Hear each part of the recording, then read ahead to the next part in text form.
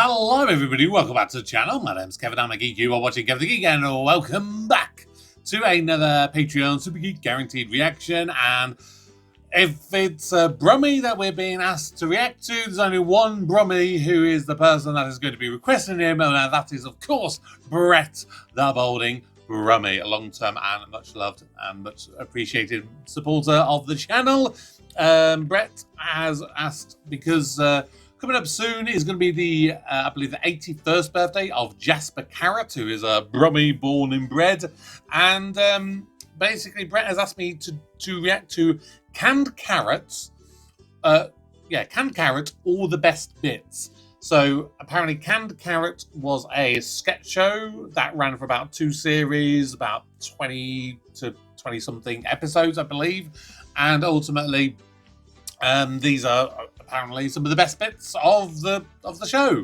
I've never seen it. I'll be honest, actually, I don't think I've ever seen anything Jasper Carrot related, other than when he hosted that. What was that game show that he did?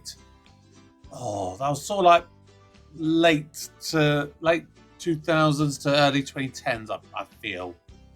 What was it called? Wasn't it the one where you had to like split or steal?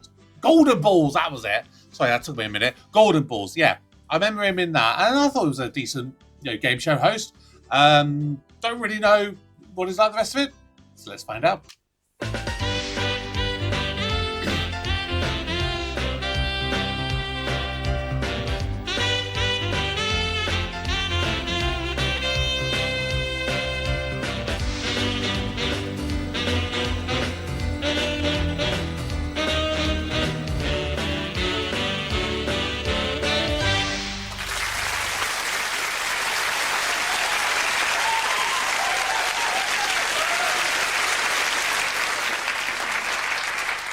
I'm a little nervous right now because tomorrow is going to be a very traumatic day. I am having my new passport photograph taken. I mean, and you never get it right, can you? I mean, like, no. For the next 10 years, I'm going to open these. Obviously, me. Is there anybody here that has a passport photo that's anywhere near normal? No. I mean, all the women look like Lulu. And all the blokes look like Mungo Jerry. I've got this passport photo. I've got a kipper tie on with a knot the size of Anglesey. And you have to show this when you go through passport control. And wherever you go throughout the world, passport control officers are always the same. I don't know, they have the most abysmal sense of humour. Yes. And the millions of photos they must see, and every single time they open the photograph and they go...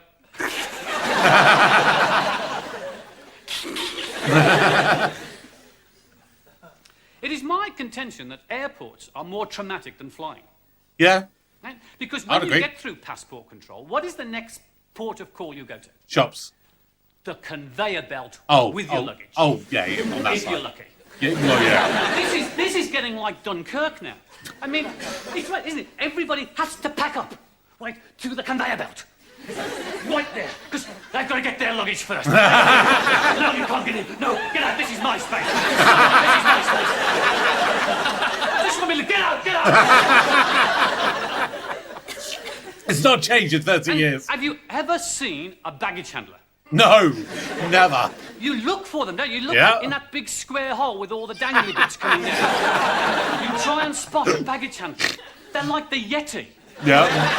They must exist. I mean, you've seen their footprints in your luggage. And why is it that the biggest piece of luggage on the conveyor belt always belongs to some 95-year-old biddy in a wheelchair? Yeah. He says, can anybody help? No. I'm trying to get my own bloody luggage. What's the matter? The last time I struck her on the conveyor belt, But for me, the most traumatic experience in an airport is to have to go through customs. Yes. Isn't that traumatic? I mean, don't you feel guilty? Yes.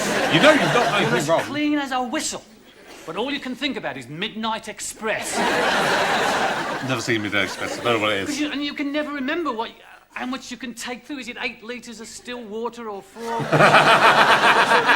it changes all over the world, wherever you go. I mean, the Middle East, you can't take any alcohol in whatsoever. And Mexico, you can't take avocados in. It's illegal to take avocados into Mexico. Really? I mean, you try putting one of them in a condom and swallow it.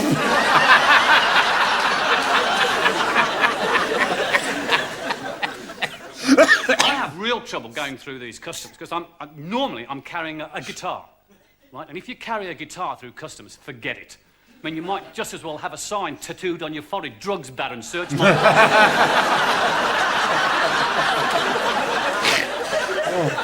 And every time they stop me, they ask the same stupid question. What's in the guitar case? You have to bite your tongue. You have to bite your tongue. You want to be so sarcastic. One time I said, a mouth organ. My feet never touched the ground. I was in this room, you know, and they sent a baggage handler in with a big latex rubber glove on his hand.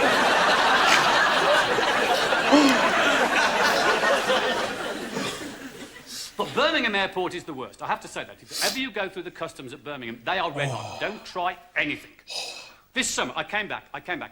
I bought a watch, right, in Spain, off a beach salesman. I must have been mental, but I did it. Yeah. With a sangria, I think. And I was lying on the beach, you know, with a towel over my toes, up to my nose here, and a nose guard on, you know, and a big hat and sun oil all over here. And he came up and he said, English? They know. They've got the nose for it. Oh, they know I will. So I said, what do you want? He said, would you like to buy a watch, you see? And, it was a beach salesman. Anyway, he was a brilliant beach salesman. I have to say, he was brilliant. That's why I bought it. He sold it to me at 12 o'clock precisely. Brilliant. There's only one damn hand on the thing. So this cost me like 40,000 pesetas, this thing. So I'm coming into Birmingham, I'm going through the customs, and I thought, I'm not paying duty on this. I'm not paying duty. So I stuck it down my underpants. They'll never look there. Right, and when you go through customs, as you know, you look in any direction you can, except at the customs man. Correct? So I'm walking through with my trolley, and I didn't know that this watch had an alarm. Oh! And it was the birdie song. I'm walking through the green channel, and you can hear... I thought, don't turn ahead, just look straight ahead and go. And I almost got away with it. I was almost through the green channel, and a bloke recognised me. He went, hey, Carrot! How you doing, eh? Got the time on your cock?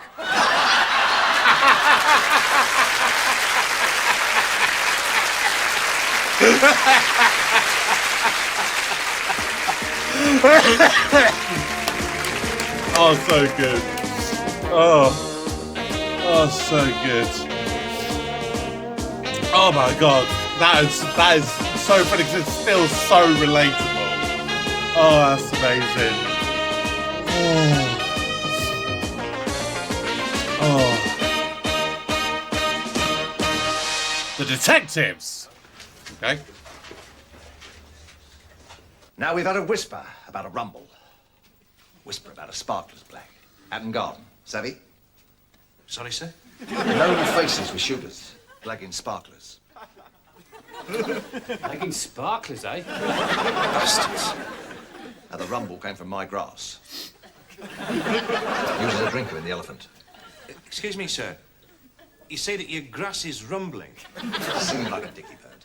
Where does the elephant come into that? The faces in the blagger from the Elephant. And you got your rumbling grass from the elephant as well, sir? That's right. Any whispers from your grass, Briggs? No, sir. Louis? Any rumbles from the Elephant? Elephant? Not lately, sir, no. Now, let's take the sparklers. Dave. All heads up. Read anything about rumbling elephants in the police handbook? He's going down. Just keep nodding. Maybe we can persuade him to call a vet. Louis, are you receiving me? Sorry, sir. Right now, I want you in the Elephant tomorrow morning. Sparrows. To pick up the chummies with the sparklers. Got it? No, not really. Depend on us, sir. No problem.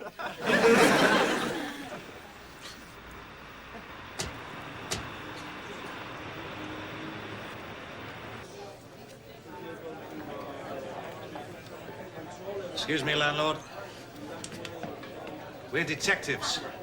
I was wondering if you could tell me where we could find the local police informer. We've got an appointment. Looks like your typical salt-of-the-earth South London villain. I'll deal with this. Is that Denzel from Only What's Fools? me old cox? I think it Me is. old China. I was there indoors then. How was the old trouble and strife? Apples and pears. Dog and bone. Ruby Murray. You must be the pigs from the factory. No, we're police officers, actually. Yeah, that's right. We're pigs. And we've come for a rabbit about the rumble in the elephant. Well, you'll get no rabbit from me until you give me a monkey. I'm not seeing a dicky bird until you give me a monkey. Would you want a chimpanzee? Did you bring a monkey? Yeah, a monkey. Of course I didn't bring a monkey. Why not? Well, it's not the first thing you think of when you leave the house. Please, wallet truncheon, airy primate. Okay, make it a pony. Oh, come on, you must have a pony, haven't you? No pony, no rabbit. Well, could we owe you a pony? I could bring it round to your house later on tonight. I need it now, this afternoon. Whatever for? Because I want to put it on a dog at Catford. Call for Mr. Briggs or Mr. Lewis. No, but I said, I'll get it. I'll get it super. Yes, sir, Briggs. Yes, sir. Yeah. Just a moment, sir. It's a super. Thinks he's David Attenborough. Apparently he's had a rumble that the faces in the elephant have sussed that we're pigs. And a bloke called Mad Dog is sending down some gorillas in a motor to turn over the fox and goose. Oh, shit!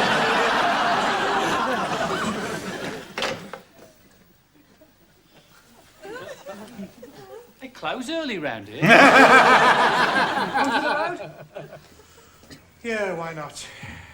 Have you got any real ale? No. Oh, I'll have a Campari then. Pork scratchings. Oh, shit!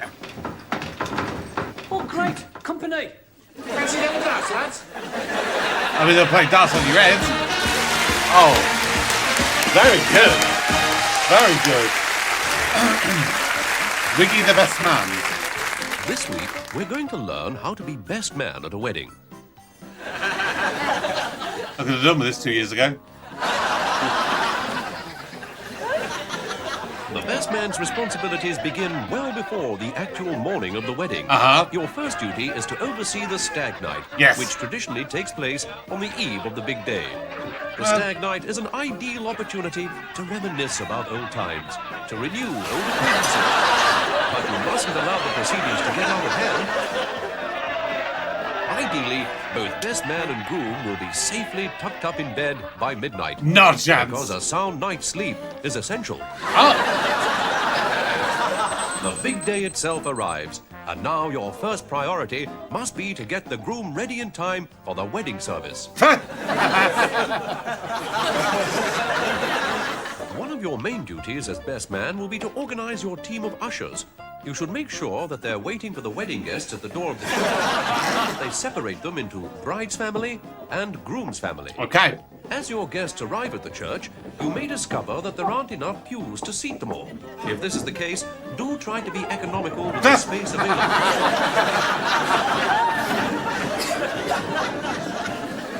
Now for some last-minute checks. Do you have cash? Nice. Do you have a pen to sign the register? Most important of all, do you have the ring? Are you sure? Are you absolutely sure? No. Fine. Nice. Supporting the groom and providing the ring are, of course, a vital part of the best man's duties. The ring should be discreetly handed to the vicar in readiness for that blissful moment when this token of love and affection can be slipped onto the bride's finger. The happy moment. The bride and groom are together for the first time. the best man's speech. Aha! Make it witty. Make sure everyone can hear.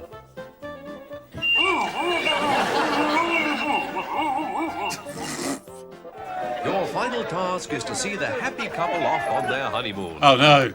Not forgetting the traditional ritual of decorating the couple's car. Oh, God damn it. Poor Vicar. There.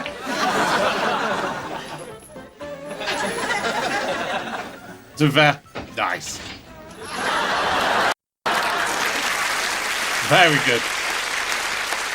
What does a man know about childbirth? Nothing. But he's got to be there at the birth. He was there at the conception. He's got to be there. We know nothing about. I mean, we fool everybody that we do. You know. I went to one. I mean, my wife, the first one. I went. I was useless. I mean, I just fainted out. I missed everything. I woke up just in time to see the afterbirth coming out. I didn't know. I thought, what an ugly bastard.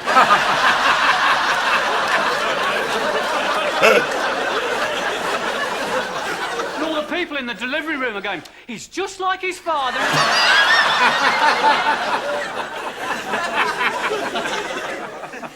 I've got a mate of mine, he's about 35 years old, he's one of the new men, see. So his wife's pregnant.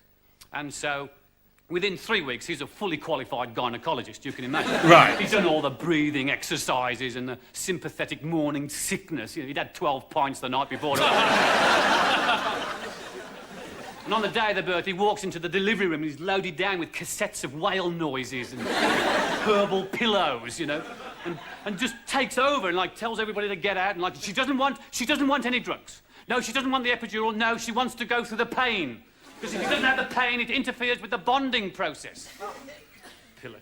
Why do you put up with this? Why do women put up with this? I mean, if I was a woman, I wouldn't have my husband at the birth of my child. If he insisted on being there at the birth, you know what I'd do? Sounds fuck off. I'd insist on being there at his vasectomy. Ladies, you could have a field day! A couple of days before the operation, walk round the house with a pair of garden shears. Oh no! Oh no! Oh Just no! to get him in the mood. Get the boy scouting from next door, teach him a couple of knots in case things go wrong. And on the day itself, oh, go to town. Get a woman surgeon. Much more embarrassing. Much more embarrassing. And rule the place. You know, no painkillers for him. No. It's unnatural. Besides, he won't be able to hear the whale music. When they're about to start the operation, you can shout useful things out like scalpel, mallet, chainsaw. And the thing is, when he wakes up, that's the best time. When he wakes up, just be sitting by the side of his bed with a couple of pickled onions in your hand. And say, I told you to go private.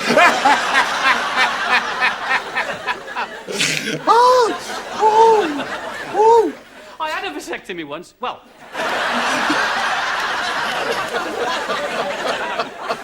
What I meant to say is, like, I went to have a vasectomy once. I chickened out, to be fair. I mean, I decided to have one, and I didn't tell the missus it was going to be a surprise. And I actually booked in, and I was in the clinic, and I chickened out. It was basically the pre-op routine that scared me to death, because I was sitting there, and the nurse came in, and I don't know whether you know, but when you have this operation, you have to have, your groin shaved. And I didn't know, I mean, I was naive about this. And she came in and she said, right, Mr. Carrot, time for a shave. How considerate. So she led me into this room, you see, and there was this chair in the room, and it was like a dentist chair. And she sat me in and put me legs in stirrups. It's a bloody funny shave, So I sat there like this, you know. She said, no, hang on, Mr. Carrot. She said, I'll be away a couple of minutes. I'm just going to get the willy barber. The willy barber? And it suddenly struck me what would happen, you know.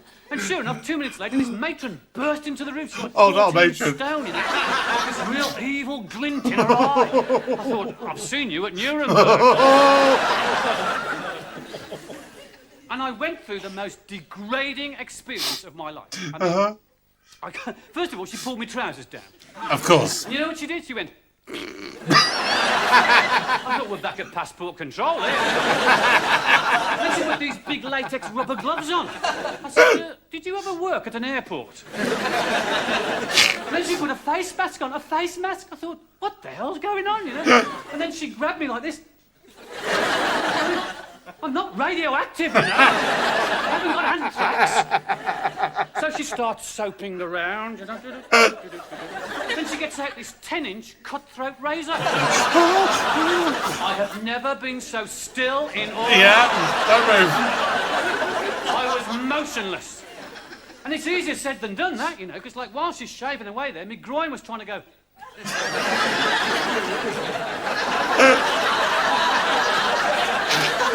And then you know a sneeze is coming. So she's shaving away, and she's saying things like, been on your holidays lately? All for the time of year, isn't it? Well, it's a bloody barber's shop, this. And I looked around the room, and sure enough, there was all these photos on the wall. I'll have a number 2, please. All these groins and all the different styles. When she got a mirror, she started showing me what she'd done. Did a bit more off the side. No, thank you. What damn mess she'd made of it. God knows how many times she'd nicked my scrotum. I mean, it was covered in these little bits of paper stuff. Oh, no. I was out of there like you couldn't believe. You know what she said as I left? You know what she said? She said, something for the weekend?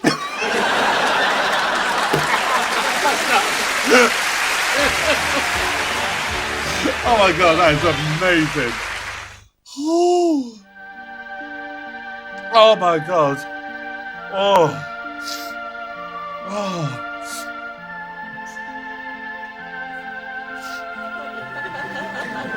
Oh, flake.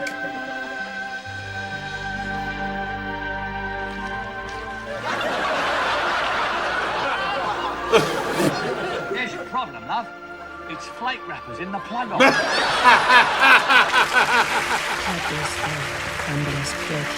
Oh my God! I forgot that advert. That's an old one. Oh man. Whew.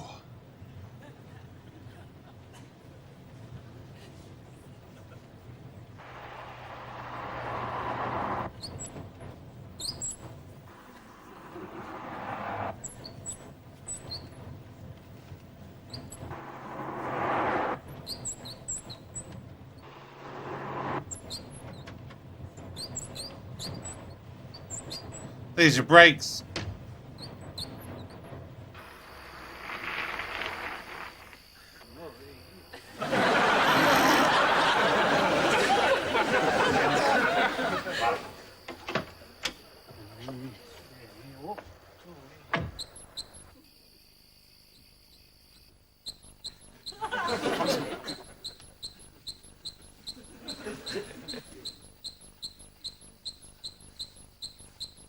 Her boobs. Oh.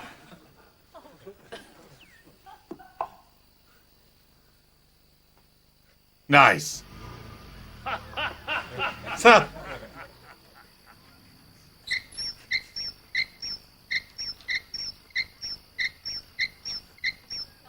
God damn it. Oh.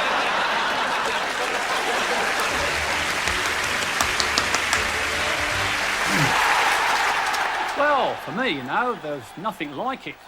The atmosphere. The atmosphere. I mean, I've got 2 brothers. One's a pilot with Airfix, and the other one's a raw plug. Good luck to them. They're very happy, but at the end of the day, I only ever wanted to do one thing, and that's score goals. I've been very lucky, really. I mean, I'm signed to a good club. There's a great team spirit, and all the lads are really well painted and that. Mind you, it's a tough game. Quite recently, I picked up a bit of a niggly injury. In fact, the Alsatian trod on me and my head snapped up. Obviously, it's one of those games where you do tend to get pushed around a bit, but you know, if you get knocked down, you've just got to bounce back again. After a hard match, the lads all like to let off a bit of steam, you know, with a few lagers at my local club. Nice. Sometimes really get out of our box. That's a Smith, that's our goalkeeper. He's a real one for the ladies. Hey, he's always getting picked up by the girls' ears. Nice. Well, I'm just using him because of who he is like. My wife, Michelle, is brilliant and really understands the sort of pressure I'm sort of, you know... we both like to have kids, really, but unfortunately, we've got a bit of a sort of a problem where that's concerned. It's not a big thing. That's the whole problem. It's football, isn't it? You know?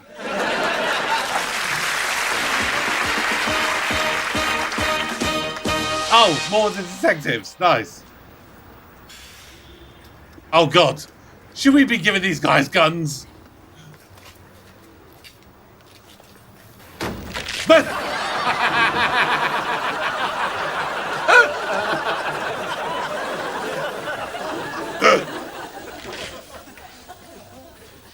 Oh, God, he's going to shoot his arse off, isn't he?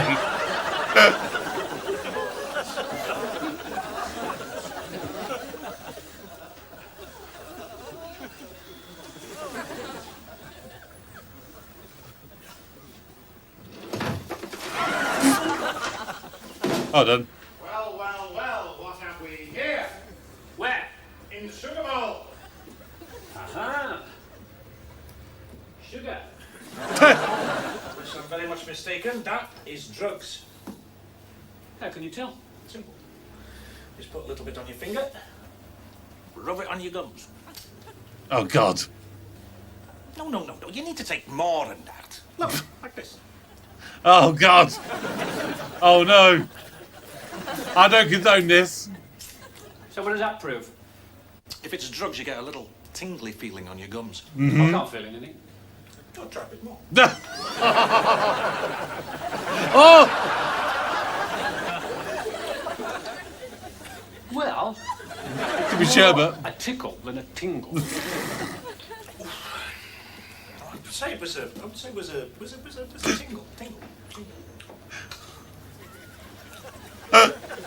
You get a little kind of, you know, tingly, ingly, wingly. Tingling, wingly. Wingly, tingly. Tingling. Hey, what's this? It's an oxo cube. No, not oxo. No, it's not an oxo cube. Oh, my God. Definitely take the guns away. Oh.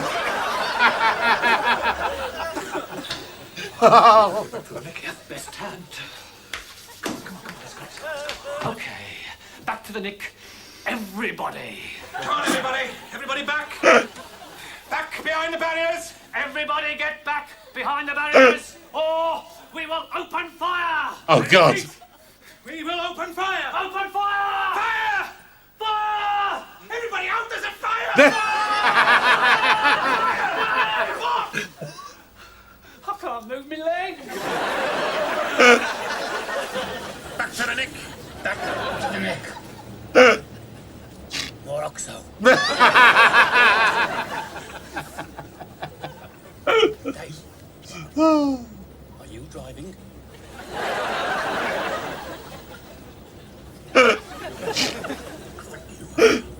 Oh, my God. I better change gear then. For God's sake, slow down! I thought I was going to say, that's not the gear stick. Oh, God. Oh, my God. Thank you very much. This programme, as you know, goes out after The Watershed. This is the time on TV when all children under 11 are deemed not to be viewing in case they see something that they shouldn't. Mm-hmm. Instead, they're upstairs in the rooms watching a video of Deep Throat. The watershed is actually at 9 p.m, after which you can say or show things that earlier could possibly corrupt young and immature minds. 9 p.m. was chosen, apparently, because it's the time Mary Whitehouse goes to bed with a good book. And burns it. Anyway, now all the kids are in bed, let's talk about something that we don't normally talk about when we're around. Like kids. Nice. I can't stand them. Snotty-nosed, loud-mouthed, repugnant little baskets. No, bastards. You see, the problem is, every generation of adults is going to have to find a way of dealing with the rebellious children.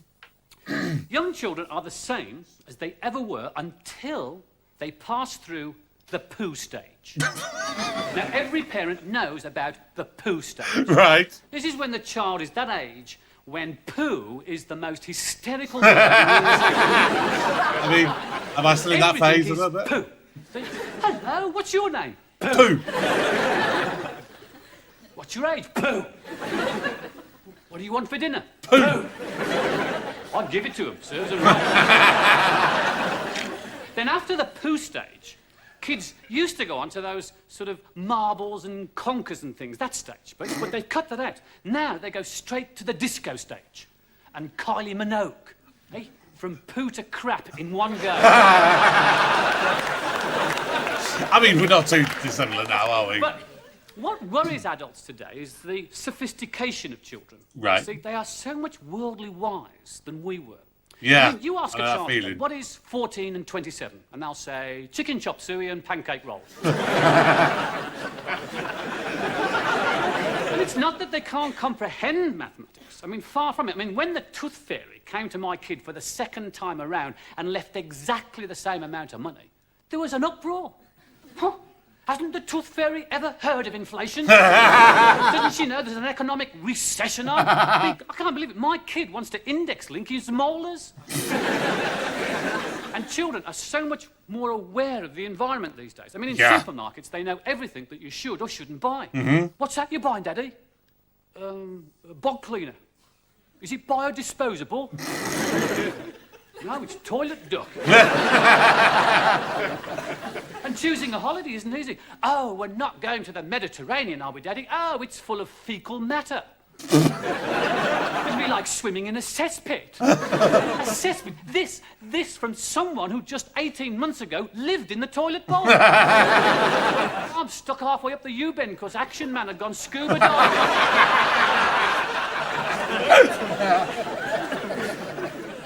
A big bone of contention between adults and children is clothes. Can you get kids to wear short trousers? No. Don't want to know. No, we look ridiculous in short trousers. No, you look fine. No, we look ridiculous. Well, I wore short trousers. I wore them for years. I wore them till I got married. Mere thing. And as for pumps, they wouldn't be seen dead in pumps. It's got to be trainers, high top trainers, with them sort of tongues that like cricket pads and stuff, great immense things. The only thing you can't do is train in them. It's true. Unless you're trying to get on It's a Knockout. Well. And of course, no kid can be seen going around these days without his bum bag. Do you know what they are? They're those nylon pouches they tie around the waists. Like the equivalent used to be a jamboree bag, you know, with sherbet and pink shrimps and love hearts and spangles. I still have them. Bum bags containing a bottle of ginseng pills and vitamin A cream, royal jelly and a packet of Durex ribbed. Now you wouldn't get laid if you were wearing them.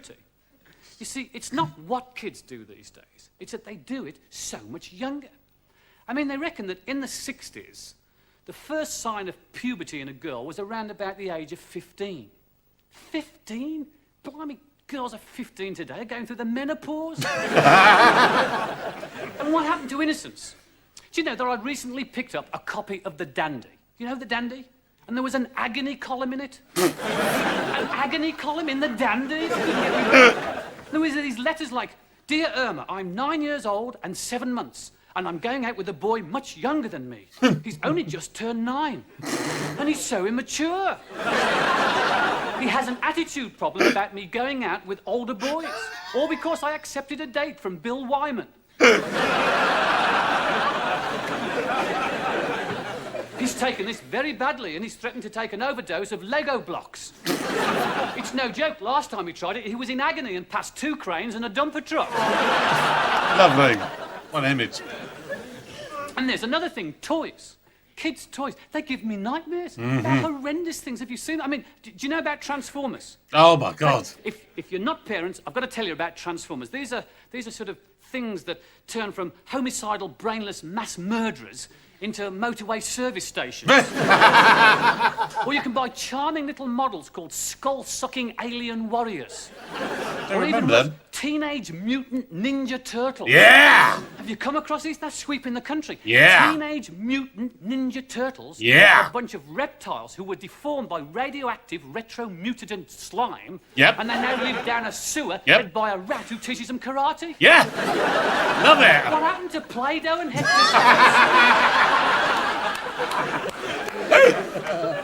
I fear for the future, I really do. Do you know there's a toy shop opened up in Birmingham called Nazis Are Us? Oh. And have you been to a kid's party lately? Yep. I mean, it used to be simple. You'd supply them with 3 times their own body weight in jelly. Yep. Pin the tail on the donkey, a magician, a game of British bulldog, 2 broken legs, and they'd all go home happy. Nice. You can't get away with that now. I mean, you'd never get away with jelly. It's got to be creme brulee in the shape of George Michael's crotch. And the entertainer, what chance has he got? I mean, these kids have been brought up on Meatloaf concerts and Ozzy Osbourne. A clown called Mr. Cupcake with a red ping pong ball on his nose. He's got no chance, has he? Better than having Mr. Jolly. They've hold of him, they've strapped a ghetto blaster to his head, they've wired his knees to the mains, and he's breakdancing into the crowd. Instead, they've invented their own games to play now, like Pass the Joint. Well. Pin the willies on Bros.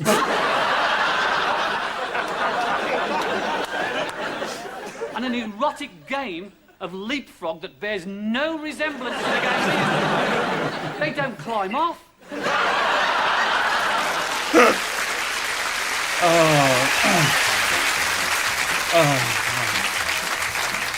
This week, we take a look at the caring, highly qualified and supremely professional work of the fully trained ambulance man. Aha! Careful, Wiggy. Oi!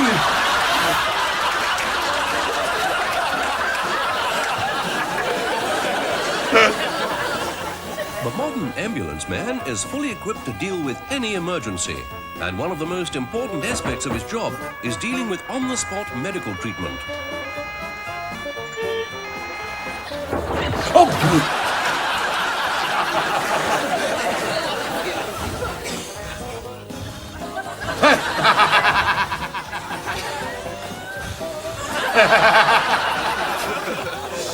Get a bit of action there. And of course, the one-man operator has to be both driver and navigator for the sometimes urgent journey to the hospital.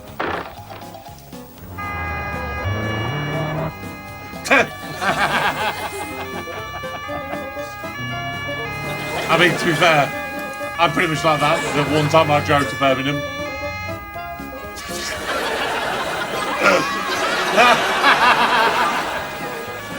You in Solihull?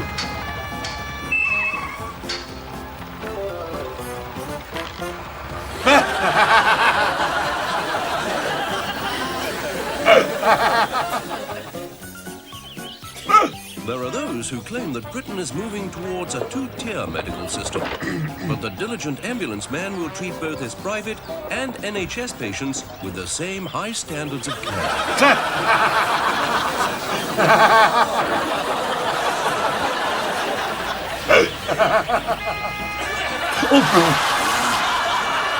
I think you put the brakes on. Oh my God. The pressure on NHS resources means that the ambulance man must make the best possible use of his facilities and equipment. Oh no. Oh no. Even if this does mean cutting corners occasionally. Oh my God. I mean, ironically, that's probably what it's like.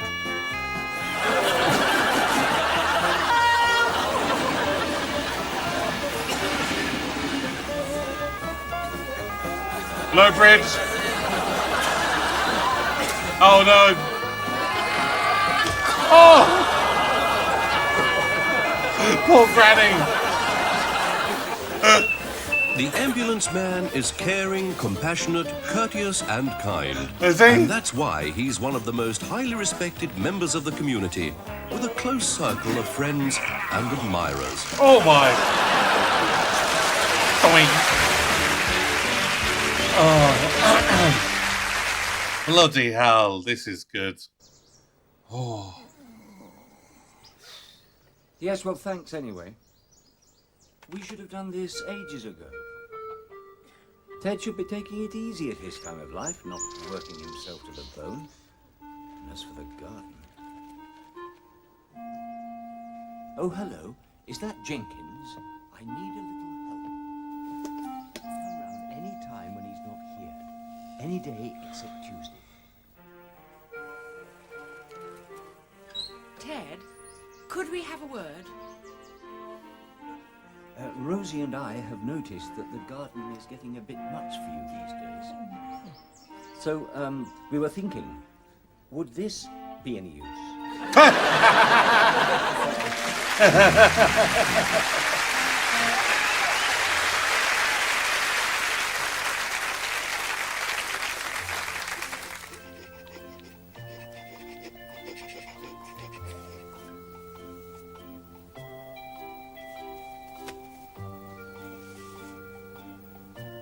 Oh la la. It's a masterpiece. Just one more thing. What? Peace, please. Very good. I like this. Like, parodies of the It's very good. Very good. Oh God. Thing is, I don't know if I can cope with I'm this getting to anymore. that age when I'm starting to worry, you know, because my last birthday was one of those sort of milestone-ish birthdays. It's one of those things you don't actually admit to, but it's there. I mean, without putting too fine a point on it, I'm into 40-something. Ish. And it's a very difficult age for, because, I mean, you get all the books about being teenagers and babies and old age, but no one ever caters for, the 40-year-old. And it's very difficult, you know? Because, I mean, you don't think you're ever going to be 40 for a start. I mean, when you're 18, you think everybody over 40, plays dominoes and smells of Vic. And you think, I am never going to get old. Oh, no, I am going to stay young. But the onset of time takes over. Things happen to you that you have no control over whatsoever. Your bladder? Right? Because, for instance, somewhere in your early 40s, you lose your dress sense. I lost that a long time ago. Someone comes in the middle of the night and nicks your dress. You do things you have never ever done before, right? I mean, for instance, you'll be walking down the high street, and just momentarily, you'll pause outside of Dun & Co. That's okay. And you're thinking, nice cardi. I mean, I like a cardi. And you start wearing slippers. When you're 40, you start wearing slippers. Oh, I Not love ordinary slippers. Oh, no. But those tartan zip-up booty ones. Yes. With the bobble on each toe. Am I already in my You 40s? forget to take them off. They're so comfortable. You go walking around Harrods in your noddy slippers. People are going, what the hell is he wearing? I've been in my 40s for 20 years. Oh, he's 40. It's a very, very difficult age. You look forward to things coming through the post, like the K's catalogue. Not that you ever buy anything from it. I mean, you just look at all the models in the underwear, you know. And when you're 40, yes, I'll just remember this. When you're 40, have you ever seen 40-year-olds dance? Oh my God, yes! That We dance! haven't the faintest idea what we are on about. Again, I mean, that dance for the last 20 years. When you're 40, somehow you always dance with your thumbs in the air. Yeah! You think you're so cool, you know? You look like a crab with mad cows, do you see? And you just think, oh, please God, let me grow old gracefully. Because, I mean, there are people who don't. I mean, there are people who refuse to admit that they're old. I mean, look at the Rolling Stones. I mean, typical. What a geriatric caseload they are. And they're on tour again, being rebellious at their age. I can't get no Synatogen. They've got this reputation of going into hotels and tidying the rooms up. Oh, my God. Oh. It's a difficult age. Not only is it a difficult age, you start to think, how much time have I got left? Yeah. And it's a pretty sobering thought. Yeah. I mean, if you take the average lifespan being, say, 70 years and 10, I've got about, give or take a little bit, about 25 years to go. Eh? No, you passed that. When you work that out, that's actually 9,000 days. I have got 9,000 days left to live. It doesn't sound a lot, does it? Well. I mean, all those things you want to do, and you've only got 9,000 days to do them. But you haven't, you see, because when you start working it out, I mean, for a start, you've got to sleep. Right? We spend a third of our lives sleeping. That's 3,000 days out the window straight away. Yep. So you're down to 6,000. And then I started to think about it, got a little bit paranoid, you know. I thought, well, what else has got to go? And then I thought of all the time we waste. I mean, massive. I mean, Sundays. Sundays are a complete waste of bloody time. I mean, you don't do anything on a Sundays. True. What do you do on a Sunday? You get up, you know, you get down to the boozer, have 5 pints, come home, fall asleep. That's it. I mean, the highlight of Sunday is 6:30 at night, and you've got to guess the colour of Harry Seekin's and there's 1,200 of them. Good grief. So 4,800 left, and then what? Then what? Then you've got to drive, right? You've got to drive. I worked it out. On average, you spend 3 hours a day at the wheel. Yeah. 4 hours if you live in damn London. Right? That's 3 years behind the wheel. 3 solid years behind the wheel. That's 150 hedgehogs. And all the others, car keys. Can you ever find your car keys? No. Where the hell do car keys go? Every single day you look for your car keys. I'm going to spend 31 days looking for my car keys. That's where Lord Lucan is. He tied himself to a Peugeot key fob. Where do they go? My dog eats my car keys. That is the conclusion I came to. My dog eats my car keys. My dog, Rover, eats my car keys. Well, he doesn't think his name's Rover. He thinks his name's Get Off the Bleeding Couch. It's either the dog or it's my eldest daughter's boyfriend. It's this snotty-nosed glue sniffer from Wolverhampton. Whoa! Pain in the neck he is, eh? He keeps laughing at me slippers. I'll put one on him one day. And then washing, brushing your teeth, all those things. I mean, they add up. You can't believe it. And bodily functions. I mean, you've got to go to the lavatory, haven't you? I mean, well, you have. And, I mean, without getting too crude about it, I worked it out. Like, that's 6 times a day, on average, about 2 minutes a time. I thought, good God, I'm going to spend 3 months on the bar. Yeah. 3 months on the bar? It'd be like living in a Barrett's home. So I got it down to 2,500 days. And then I thought, work? Of course you got to go to work. Nobody really rates work, do they? Like 5 days a week, 8 hours a day. That's 2,986 days. I thought, grief above, I've got 14 days left to live. And sex, I forgot sex. Well, you've got to have sex, haven't you? I mean, what's that? I mean, I don't know. I mean, if you get it down to the basics, you know, you forget all that snogging and taking your shoes off. I mean, what are you down to? What, I don't know, 12 seconds a week? All right, forget the foreplay. 9. 9 seconds a week for 25 years, that's 24 hours of solid orgasm. Boy, what a day that's going to be. I shall wake up next morning looking like Keith Richards. God's got a sense of humour, hasn't he? I mean, look at his ratios. 1 day of full carnal knowledge and 3 months on the bar. I've got 13 days left to live. No, I haven't. I forgot cash points. Oh, my God. Yeah. Hey, do you want a mortgage? No. Do you want a national insurance policy? No. Do you want a timeshare? No. Do you want a pension? No. Do you want cash? Yes. Position closed. I worked it out. I'm going to spend 18 days at cash points, and I've only got 13 days left to live. I thought, last Saturday I died. Oh, my God. can't breathe. Okay. The man at the back is called Ted Galloway. He runs a bar just outside Malaga. This is his wife, Mary. And this is their villa overlooking the harbour. This is my sister-in-law, sunbathing. As you can see, the weather was smashing. Was that? That's my Uncle Jack on a donkey. And this next one was taken in a lovely little taverna around one of the back streets. Nice. Hi, Sergeant. Lights. And next year we're going to try Tuscany. Right, any questions? Oh, by the way, I've got a little assignment for you two. Okay. Oh, good, a chance to cut some crooks.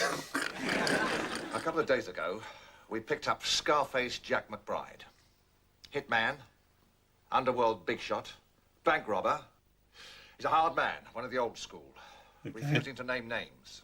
Says he won't squeal to a copper.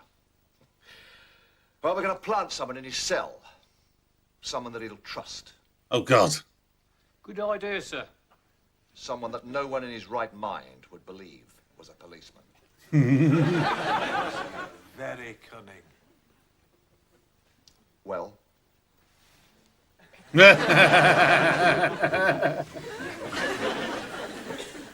So, what are you lovely ladies in? In for? In prison for? Yeah. What did the filthy velvet pig get you in for? Nothing. Didn't do anything. Oh, speeding. Speeding. In an aeroplane. Speeding in an aeroplane. I nicked this aeroplane and, you know, just started going too fast in it. What about you, pretty boy? Oh. Who, me? Oh, you know, lots of different things. Such as? Oh, lots of major crimes. Such as? Lifting, arson, fighting with big blokes in betting shops.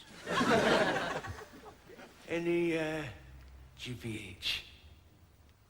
GBH? Yeah, you know, the old GBH, yeah. Great big hold-ups. Serious bodily harm. And that. So what are you in for then, Macca?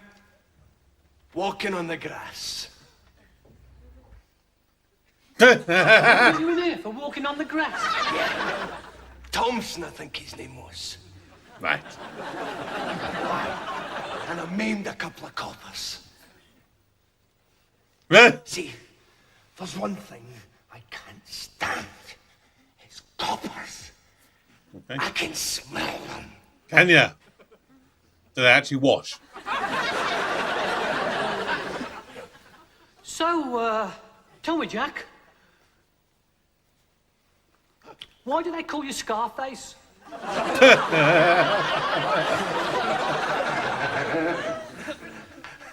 like him when the likes a joke. Don't touch him. Names. Oh, yeah. Hundreds of them. Some people call me the killer, and others just call me Mad Bastard. At school, they used to call me Spunky.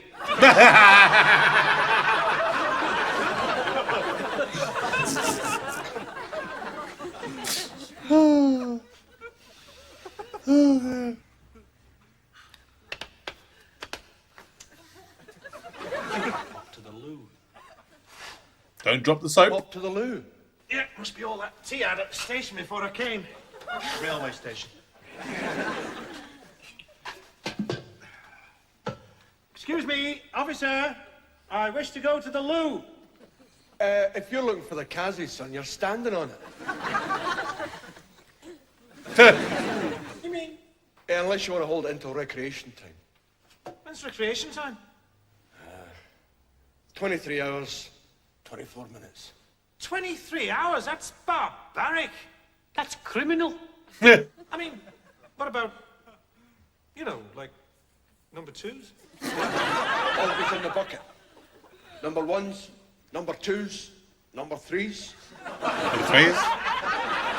What's the number 3? Or do I not want to know? I can't believe this. Nothing you can do about it. Well, soon see about that, eh, Dave? Oi, Screw! We want a proper lavatory in here, all right? We're not animals, you know. We want a proper bomb. Hey, Screw! Give us a loo! Number 1 and number 2. Hey, Screw! Give us a loo for number 1 and Number 2! Oh, Screw, give us a loot. The number 1 and number 2.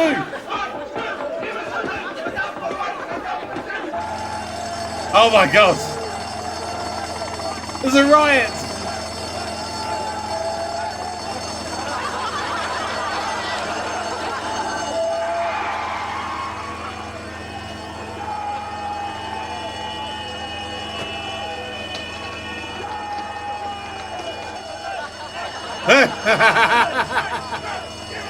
The number 1, give us a I mean, you did tell them not to be predictable that they were coppers. Actually, it struck me during rehearsals this afternoon that Can Carrot is really karaoke. Is it? Sure about that? But without the music. I mean, I'm here reading the words on this card and you're sitting there, listening. You know, I've put up with some fads in my time, but this karaoke is the pits. I love the I've karaoke. suffered slipped discs with hula hoops and tennis elbow from yo-yos. I broke my wrist with Rubik cubes. I've got VD from Cabbage Patch Dolls. Oh,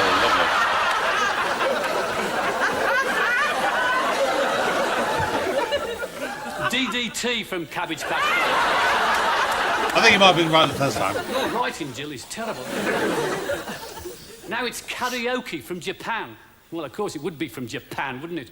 There's always some form of ritual self-humiliation where they're concerned. Karaoke is a Japanese word. Kari comes from harikari, to kill yourself. Yeah, so kari means yourself or you. And oki is Japanese for pillock.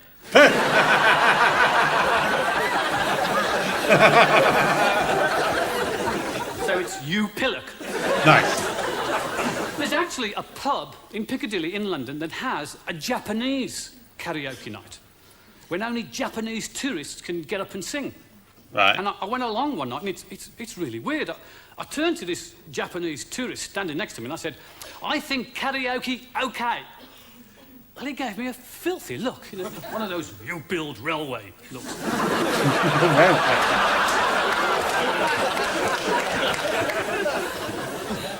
And then I realised what I'd said was, I think you pillock, okay? Anyway, it was a great night. There were these Japanese belting out songs like Bridge Over Troubled Waters, Ray, Ray, Ray. And of course, the ever-popular Pearl's a Harbour. Come on, I'm allowed one a show, come on. Every time I see karaoke, it reminds me of that TV programme called Stars in Their Eyes. Oh, I love that. It's hosted by Leslie Crowther, who introduces all these people who claim to look and sing like their favourite singers. So is Matthew Kelly. There's been some great moments. I don't know whether you've seen it. There's the bloke who impersonated Sting by coming on and giving us a 3-hour lecture on the rainforest. And the Johnny Rotten lookalike who gobbed all over Leslie Crowther. And the Glenn Miller impersonator who never turned up. But we're actually getting to the stage now where the public are getting more famous than the stars. Yeah. Have you seen You've Been Framed? Mm-hmm. Yeah. Love it. 16 million people watch that every week. Yeah. It's where Jeremy Beadle introduces amateur videos of people making complete prats of themselves. Yeah. Mind you, it's hard to tell when the comparing stops and the videos begin. Yeah. Poor Jeremy Beadle. Time was you had to do something to be famous. You know, invent the telephone or discover penicillin. I mean, today, if you've got some marvellous invention you want recognition for, you've got to go on TVAM. and get hit on the head with a rubber hammer by Timmy Mallet. Oh, Timmy Mallet. Oh, God, we go back And some there's a years case now. in point, Timmy Mallet. He hits people on the head with a rubber hammer, and he's more famous than John Major. I mean, is that hard? I can't believe it. I mean, it comes to something when an insignificant strip of wind with nothing more to offer than an irritating voice and a silly pair of glasses becomes famous. And as for Timmy Mallet... Very good. Very good.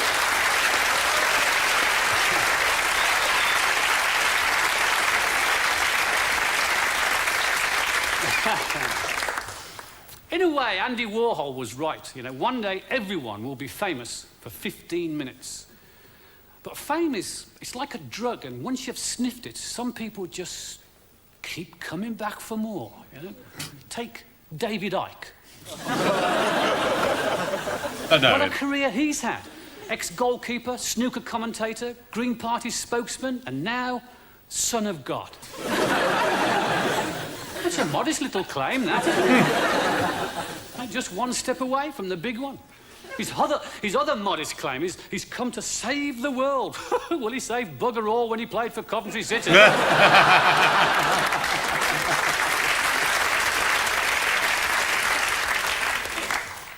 But supposing, just supposing, he is who he says he is, the Son of God. I mean, anything's possible.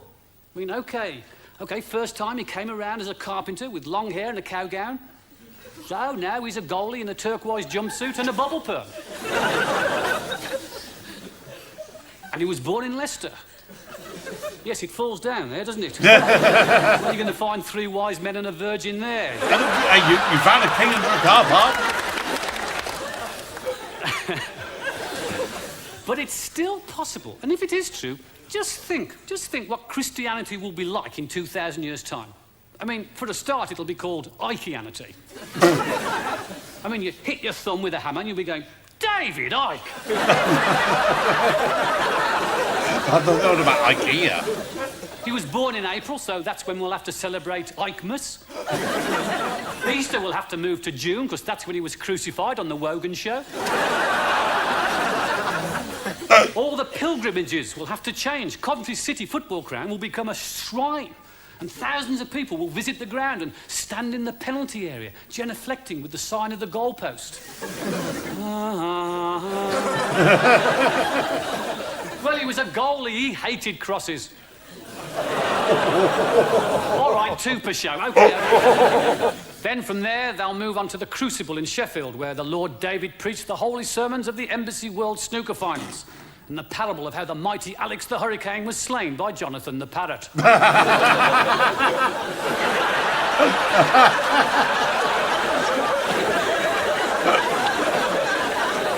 Take your time, man. Church services will have to change a bit. The priests will all be wearing Adidas sweatshirts and goalie gloves, giving Holy Communion, a piece of meat pie washed down with a mug of Bovril. In the name of the Father, the Son, and the goalie, ho! Meanwhile, the congregation will be singing hymns like hymn number 224, Who's the Bastard in the Black? And number 308, You're Gonna Get Your Kinhead Kicked In. Oh, God.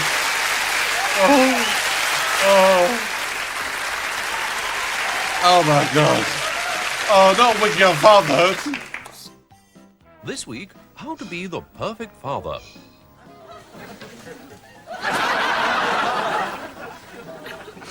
For most modern men, fatherhood begins at the moment of birth itself, and many will be present in the delivery room to offer help and to support their partner. Many men also like to take along a small camera so they can record the birth for posterity. Oh, no. Surrounded by the high-tech paraphernalia of the modern delivery room, your wife will take great comfort from a helping hand and an encouraging word. Very often, the midwife will give the father a specific task, such as watching the baby's cry. When the great moment arrives, the new father can expect to experience a wide range of emotions. The joys of fatherhood really begin. And you'll soon recognize those familiar family traits. Once baby is home, many parents like the reassurance of a simple intercom device which enables them to hear baby's cries wherever they may be in the house. No. There are many recent innovations which allow the father to take a more active role in the feeding process. Don't expect instant success with your emphatic breasts. It takes time to learn the correct feeding techniques. As your child develops, it may be a good idea to invest in a baby bouncer. However, these can be expensive to buy, and with a little ingenuity, it's fairly simple to DIY.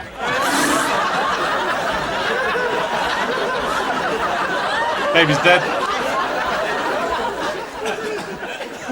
Try not to force your child into unsuitable activities. Too many fathers live out their sporting fantasies through the lives of their children.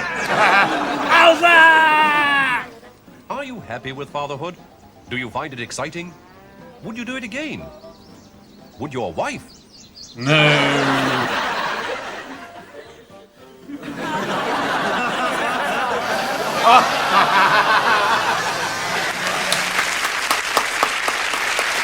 Very good.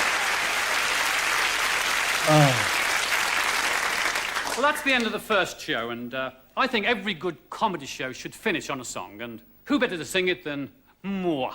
Well, I'm going to do it anyway. This is a song made famous by Paul McCartney. Okay.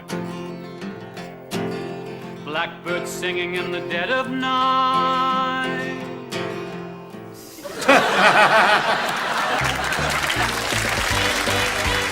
Oh. Oh my God almighty. Oh. Oh my God. Oh my God. Right. Let me say something and add context to what I am about to say, because I don't want anyone to get the wrong idea or anything like that, but I found myself clock watching, not because I wanted it to end, not because I'm like, oh my God, I'm a bit bored now. It's because it was so funny that I was thinking, I don't know how much longer I'm going to be able to contain myself and hold myself, because that was fucking hilarious. My God. I mean, you know when I have thoroughly enjoyed something and I have found something so funny, because I say it every single time. My jaw and my neck is killing me. I feel like my head is about to explode. I've got that sort of tension headache. I can almost like feel it coming on, because it's like I'm laughing so hard, and just like my whole head has sort of like tensed up. Yeah, it's. I mean, that obviously I don't know from like the whole sketch show thing. I presume, from what I could gather from that, we probably have at least one stand-up comedy bit per episode. I presume that this Wiggy the whoever, I presume that he's had like that. That's a recurring sketch. This thing with the detectives, I believe that's probably a recurring sketch. So yeah, there's probably a lot of elements that are obviously not recycled, that's probably the wrong word, but used and they obviously do different scenarios and whatnot, as you do with pretty much most sketch shows. Like, I think back to the likes of Little Britain, like you had all those very specific characters and they get repeated again and again, like Lou and Andy and the gay guy who was with the Prime Minister, all those different things, I mean, I don't know why that's the first sketch show that literally comes to my mind when I think about some like recurring characters. I'm sure there are more and much better ones out there. Although, being the age I was when that came out, I found that absolutely hilarious. Although I watch it now and I'm just like, why did I find this funny? It's a strange thing. But I can tell you why I found this funny. I'm not going to go into a massive thing here, because I appreciate, this is already just over an hour, this whole video, so I don't want to be giving you too much longer. But there are so much from the stand-up kind of sections, which are, even though, bearing in mind that this probably would have been ball. I mean, actually, when was this show? I feel this was like 80s or so. Canned Carrot was... Actually, no, sorry, 90s. So it was October 1990 to August 1995. So basically, the years where I was somewhere between, like October 1990, I was just coming up to my first birthday. I was literally about a month or so away. And then you've got, by August 95, again, I'm literally getting towards school sort of age for me. And there were so many different elements of that. Like the whole thing about the airport thing. I mean, that has literally not changed. We are 36 to 40 years later. It has not changed. The airports are exactly like that to this day. The thing about the kids, I mean, you take the whole kids thing and some of the things they was talking about with the kids, again, that is still so relevant. You just change things, like I talk about the fashion choices, you change them to a different style of fashion, and it's exactly the same thing 40 years later, So there was a lot of this that was just phenomenal. Absolutely phenomenal. I am crying with laughter, and Brett, all I can say is thank you for making me watch this. It was truly, truly fantastic what you have made me watch. So that is going to do it for this latest reaction, this latest guaranteed reaction for Brett, the Balding Brummie. From one Balding Brummie, Jasper Carrot, to another Balding Brummie, Brett. Thank you for making me watch this again. Until next time, my name is Kevin, I'm a geek, and you've been watching Kevin the Geek. Goodbye.